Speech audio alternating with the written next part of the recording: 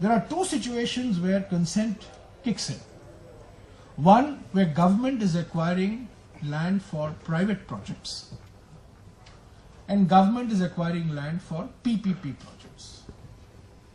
Now let me tell you, if you think that I'm a leftist as a result of having got this bill passed, I don't know what you will say about the standing committee. You will think that they are extreme anarchists, because the standing committee's recommendation was government should not acquire any land for private industry. Government should not acquire any land for PPP projects. And I rejected that recommendation.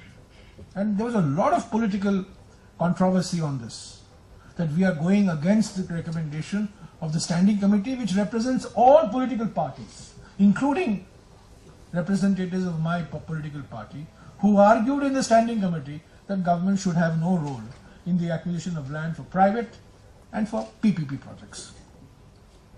But we rejected that recommendation. We have kept the window open for government acquisition for private companies. And all we have said on the consent part is 80% written consent of landowners, only landowners, nobody else. 80% of consent of landowners in the case of private projects, and 70% consent in the case of PPP projects. So this is as far as consent clause is concerned. I think if the consent clause is adhered to, a large part of the conflict that accompanies land acquisition will automatically come down.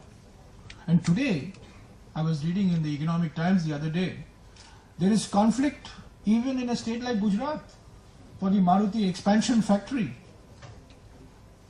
When I advisedly mentioned Gujarat in this hall, because there are certain positive vibes which Gujarat gets from the business community.